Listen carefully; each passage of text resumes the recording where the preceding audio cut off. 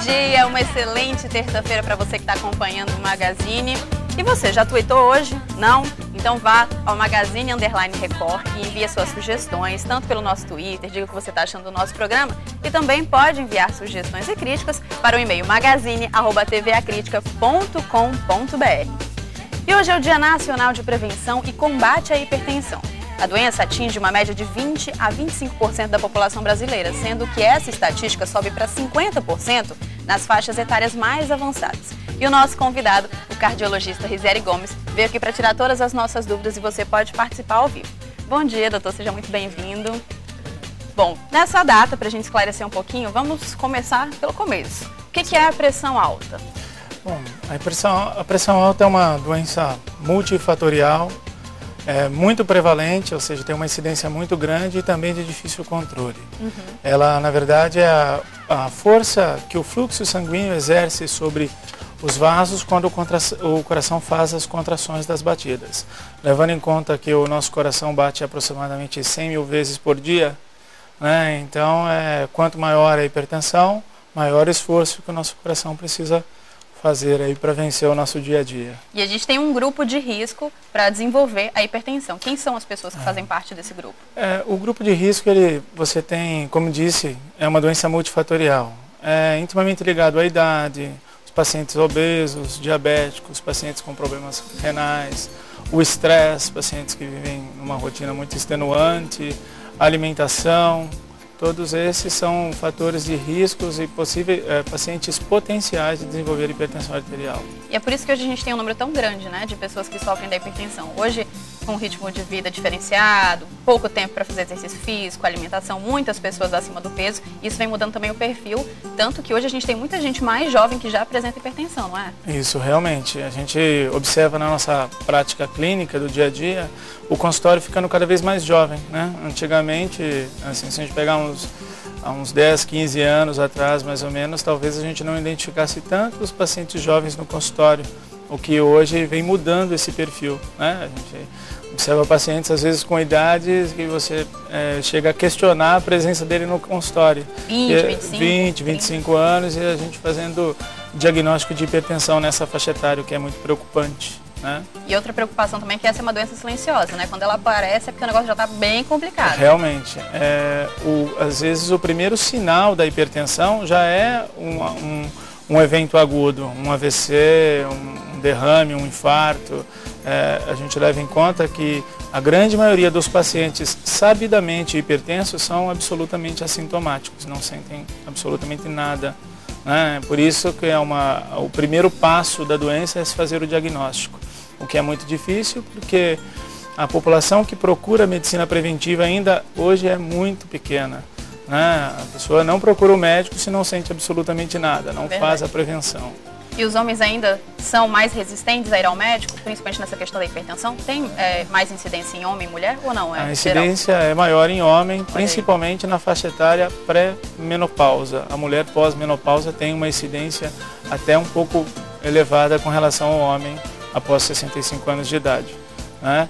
E existe sim alguns mitos que a gente precisa batalhar contra, e a nossa missão no consultório é tentar tirar esse mito principalmente do homem com relação ao tratamento medicamentoso, né? Com relação à potência sexual, ao ganho de peso na mulher, que são situações que ocorriam principalmente em medicamentos muito antigos, que hoje com novas tecnologias, novos medicamentos, esses efeitos já são perfeitamente administráveis. Então a importância de sempre estar fazendo aquele check-up uma vez por ano, até com mais frequência, pelo menos medindo a pressão, para de repente diagnosticar a doença. Os tratamentos, você disse, tem o medicamentoso, mas tem também algum que não é medicamentoso? Com certeza.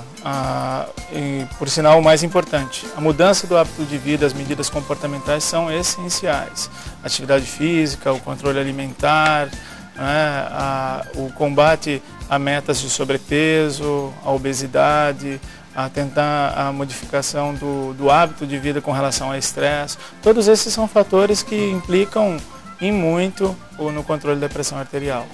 Bom, e a gente vai ver uma matéria agora porque hipertensão, doenças coronárias, retenção de líquidos são alguns dos prejuízos que o excesso de sal pode trazer para a sua saúde. Veja só.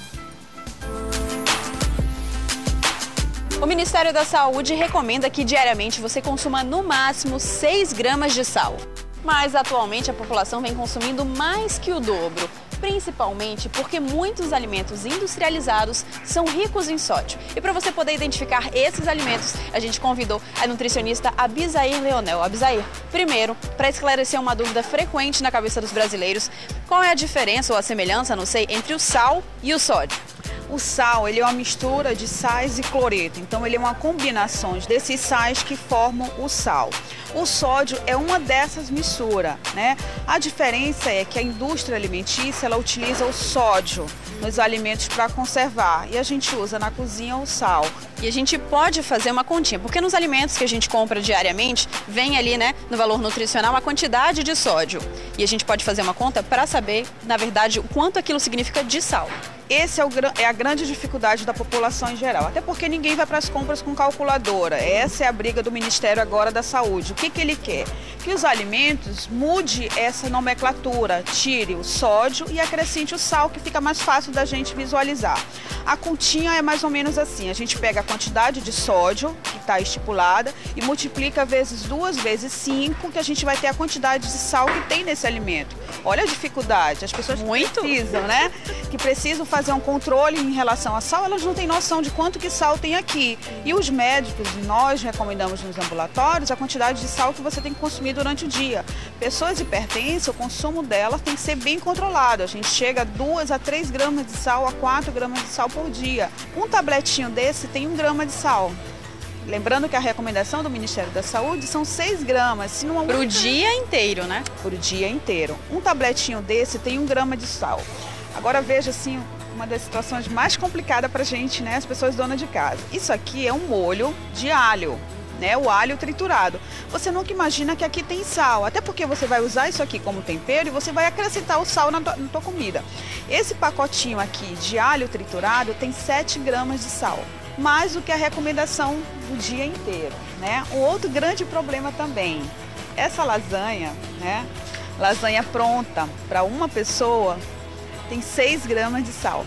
Nossa, então aqui só num prato, numa refeição, você já consumiu toda a sua cota para o dia inteiro? Para o dia inteiro. E aqui você faz o quê? Uma refeição, né? O cuidado que tem que ter são realmente com esses alimentos que a gente chama alimentos de prateleira.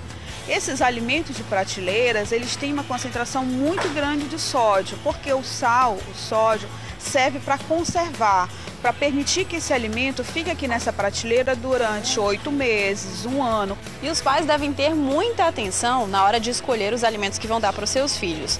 Uma surpresa é que nos doces também tem sódio e sal. Um simples biscoitinho desse que as crianças usam para um lanche, né? Abre rapidinho, come, ele tem 1 grama de sal. Então hoje a gente não vê sal aqui porque ainda está na nomenclatura errada, mas daqui a 6 meses a gente vai ter que encontrar escrito aqui sal. E aí a gente acredita que isso vai ajudar a população a ser um grande alerta. E hoje, Abisair, as pessoas se preocupam muito com a questão da caloria e acabam optando por alimentos que dizem ser light, zero. Tem que tomar cuidado nessa escolha, né? Bastante, é muito perigoso e a gente tem uma dificuldade de que as pessoas entendam isso. E o que esses alimentos diets e lights fazem? Retiram o sal e substituem pelo ciclamato de sódio. Mas é sódio, a gente tem que tomar cuidado com ele. Faz mal do mesmo jeito. Muito mal. E quem é que procura, né, geralmente, esses alimentos diets e light? Pessoas que têm problema de saúde, ou é hipertenso, ou tem problemas cardiovasculares, e esses alimentos têm uma concentração altíssima de sódio. Então é um alerta que a gente faz. Bom, e a gente identificou o problema, né, que é o excesso de sódio e sal em alimentos industrializados, mas a gente vem também com a solução. Como é que a gente pode substituir ou diminuir a quantidade de sal na nossa alimentação? A dica é aquele refogado com bastante verdura, bastante alho, né? O alho ele ajuda também a diminuir essa concentração do gosto pelo sal. Aquele refogado básico, alho, cebola, tomate, as especiarias, o que você puder ter em casa. Vale também as desidratadas, então tipo orégano, salsinho desidratado, para fazer o refogado, para começar a fazer o teu alimento. A partir daí você começa a colocar os outros ingredientes e no final você corrige com sal, se tiver necessidade. Mas lembrando sempre, o sal, gente, sempre pouco, menos que possível, até porque lembrando que o sódio, a gente encontra ele na terra. Então todos esses alimentos que vêm da terra, ele já tem uma concentração de sódio. né? Então não tem por que a gente adicionar mais sal, né, nesses alimentos, até porque ele já tem uma concentração. As carnes in natura, sem colocar sal, ela já tem uma concentração de sódio nela, porque o gado come o capim vem da terra, então já tem o sódio. Então o que a gente acredita, o que a gente indica que as pessoas façam? Diminuir os produtos de prateleira, os produtos industrializados e escolher os alimentos mais naturais.